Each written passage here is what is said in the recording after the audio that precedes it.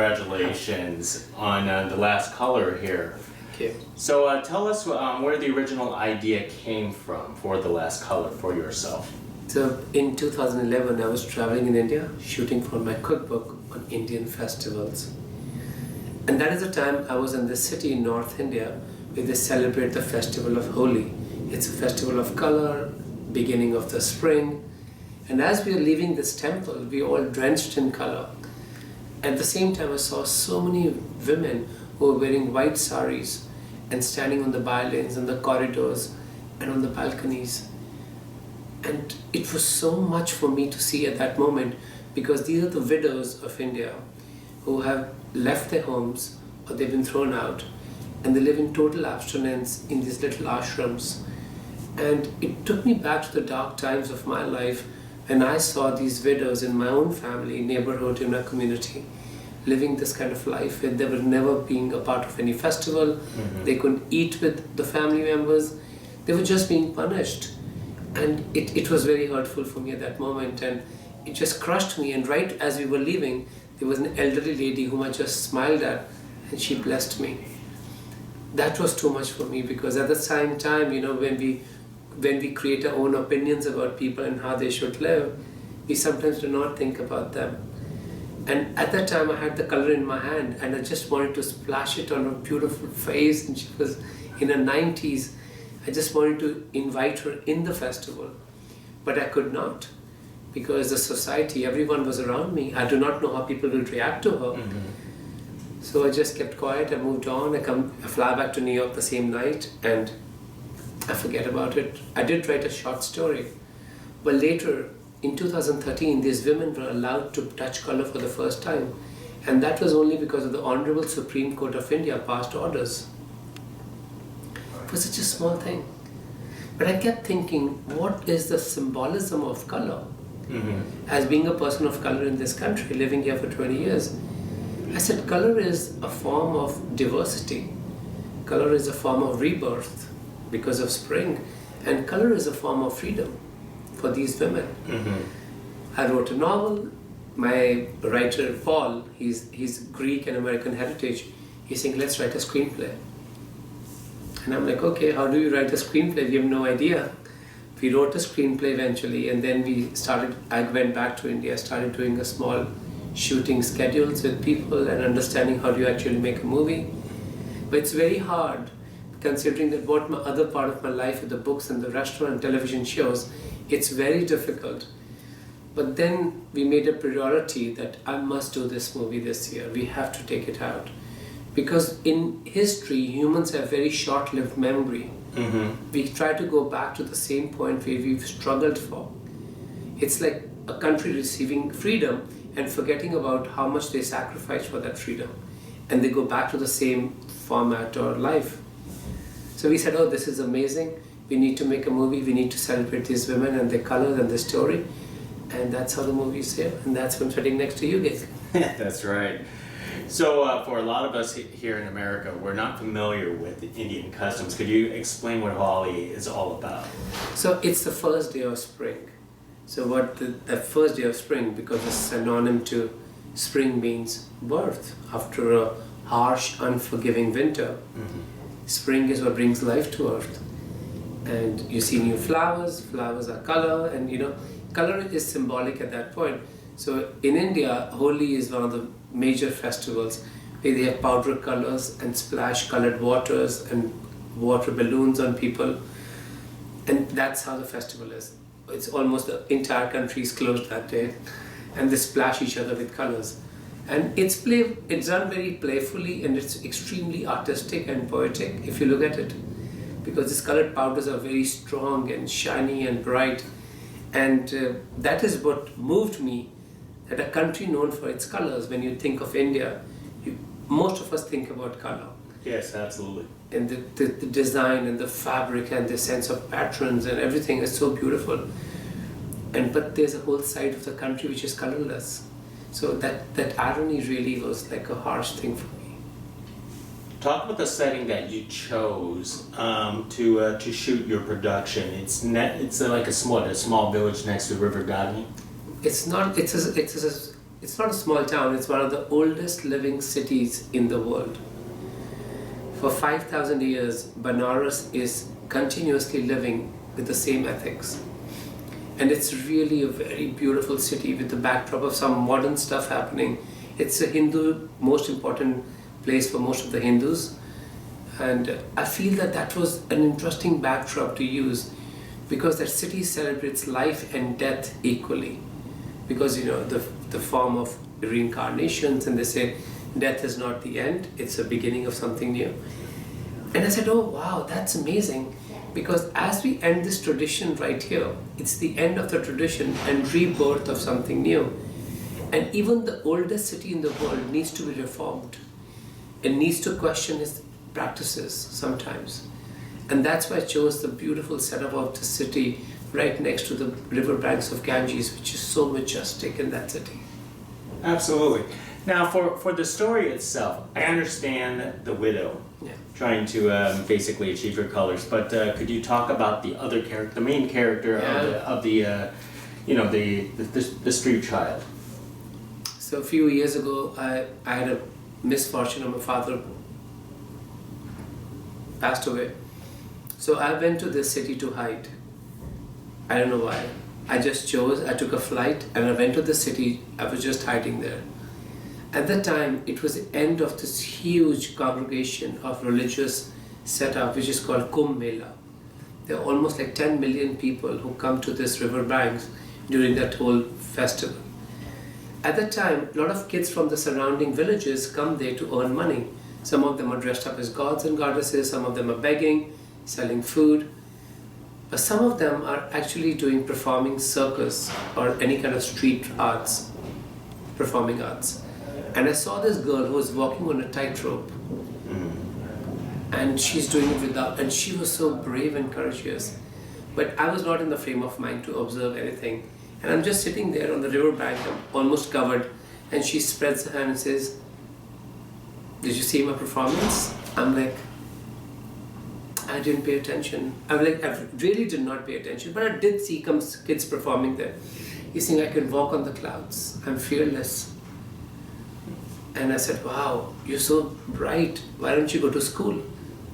And she says, I'm saving money for school. I need to save 300 rupees. That's like $4. And that's what I'm saving. So whatever money I had, I gave it to her. As she was leaving, I said, "Hey, Choti." Choti means a tiny girl. "What will you become when you get educated?" She thinks, "Sir, I want to become a police officer because I want to teach everyone a lesson of honesty." Like a 9-year-old girl can tell that to you. Like that is so powerful. I don't know how many messages were there. That she understands for her to stand in front of the society and to be equal to everyone, she needs to be educated. And she's by herself. An orphan child had that kind of vision for her to rise.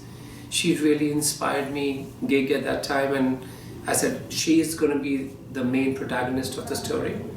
And she is going to be telling the entire story. What if she achieves her goals and she rises? So that one girl that you happenstance to meet inspired this entire movie. Entire movie to tell on this kind of majestic scale. And then I incorporated my own childhood issues. And some of the great authors have said that there's nothing as fiction.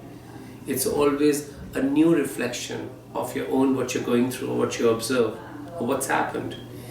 So everything is correlated in some way or the other. And this girl I felt was amazing because she wanted to rise beyond everyone else. And I thought that was beautiful. Is it kind of saddening you that after all these years you don't get to meet that girl again? I couldn't, we tried. So Steve McCurry did this campaign where he found that girl, the Afghan girl, remember? Mm-hmm. The National Geographic thing. Yeah. So we said, okay, if he found it, we can find this girl too. How many girls of this age will be actually tightrope walkers in the villages around? And we did a search. We had like almost 6 people, and I would coordinate with them, and we couldn't find her. I wanted to cast her for the film, and I wanted to thank her for actually making me feel that my pain was much less than what she was going through every day. And I have no reason to complain, without any resources, the girl is saving money to go to school and to be someone one day in the society and to bring reform to the society. So, bad luck, I couldn't find her. But I hope through all these people who've been asking me the story about her, this reaches her and she says, that girl was me. Yeah. So let's talk about the actual girl that actually stars in the movie. One of the things that they always say, never work with children, but you did. Oh God, it's challenging. You know, just a few years ago, I hosted MasterChef India with kids. And this was my first experience with kids. I have two nieces, which they don't live with me, but they are my heartbeat, but they live back home. So I have no responsibility with them, right? So I'm the uncle who goes, buys them gifts, spends time with them, and I'm back to New York. Working with kids is amazing because they can improvise their reality if you give them the freedom. And this girl was intelligent. She is intelligent. She's a topper in her school. And she was amazing. Her audition was crazy because we go to the school for audition and everybody's pretending to be typically Bollywoodized version. I can dance, I can do this, I have hair. And this girl is like, oh, Master Chef is coming to school. We thought he'll bring some food for us. He brought nothing for us because these kids watch me on television cooking and they actually thought I'm there to cook for them or bring them some food. So her emotions connected with me so well. I said, we need to train this girl. But you know, we trained her even to walk on the rope for the movie. She actually walked on the rope. But she was scared of water.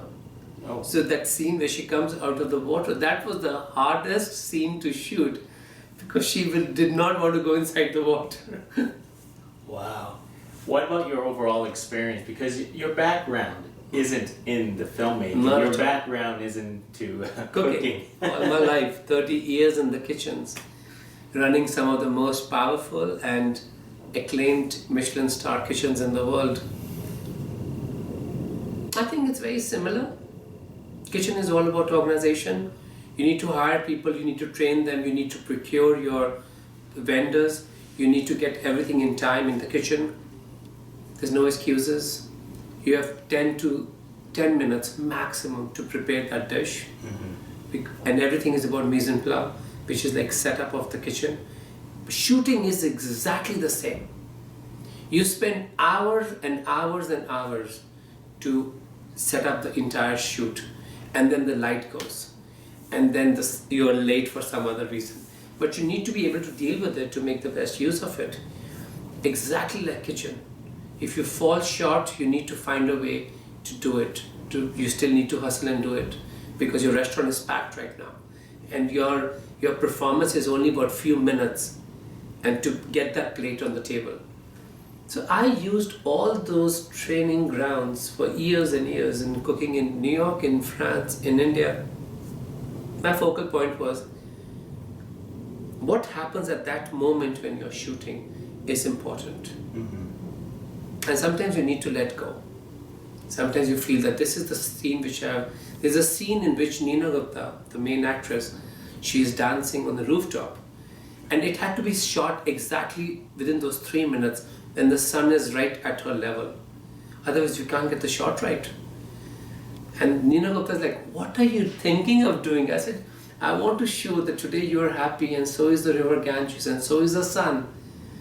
And so is the little girl, because after decades you're first time feeling the freedom to dance. Dancing is such an expression of freedom. And it was difficult, but I said, no, in kitchen we do that. And everybody said, oh, that's a kitchen, it's a different story. This is shooting, this is a movie, this is a different art. I said, no, every art is subjected to organization of your mind and then letting the creative freedom rule it. Wow, it sounds like you put a lot of thought into this film and faced a lot of challenges. Do you want to do this again? If I do write short stories on my observation. I do write short stories, especially when it's a momentous time, when it's a historical moment in my life, where I felt something very strongly. You need to put it in a story because you might not be able to feel exactly the same in a few weeks or months or years. I still remember clearly the day I got the call from the Michelin Guide when they said, today you will be one of the first Michelin star Indian chefs in America. I did write a short story at that moment, I remember. That how many hands were required to hold each other for one person to represent his country's cuisine to the world. How much of training and how many hours of all these things have happened. How many scars, how much of criticism, how much of admiration, everything came together for you to be at the position when you received the call. For most of the chefs in the world, it's the highest award you can receive. It's like the Academy Awards for actors or creative people in the film industry. Yeah. This is the highest honor. After this, there's nothing else. Michelin star is the same, but for a person of color to receive a Michelin star for doing Indian food, authentic Indian food, original, creative, like not bound by other supporting saying this is French Indian or this is modern, this is molecular, not distracting people, real Indian food. It was a big achievement at that time in 2011, October 5th, I thought. So when these big things happen, I will make notes and then I create characters to it. I hope I can do something. Because I feel there's no other bigger tool for reform or telling a story than a movie.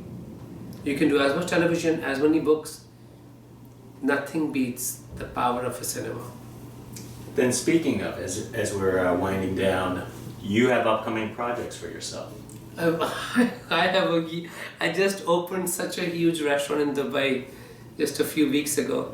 I think I might be the first filmmaker who is also talking about food as a center, which also makes you unique in the world because you're not defined by certain group of things you've done or certain crafts you've learned.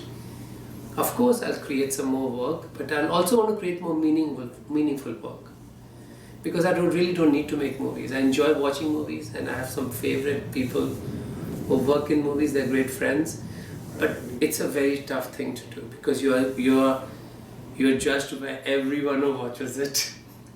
Absolutely. Well, you're constantly busy. And one last thing.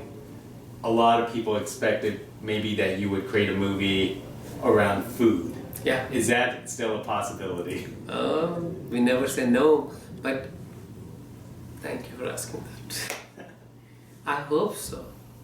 I hope so because the inside and the dark side of the kitchen, which you know, it's like Anthony Bourdain writing about the restaurant scene inside New York kitchens, right? Yeah. Kitchen Confidential. He was only capable of writing that book because he'd worked in the restaurants. So the other side of the restaurants, which I have seen, the dark side of the kitchens, and the prejudice in the kitchens, and the rise in the kitchen. How do you actually be glorified for some things, you know? So you have the insight, and who knows, I might use it. But there's some people who will be totally disturbed by it. Well, terrific. Well, it's a pleasure speaking with you. I really enjoyed it. I was hoping for Indian food, but that's okay. Maybe I'll have to go to the Bay Area. I'm going to take you out. Let's go. Thank you. Thank you very much. Pleasure.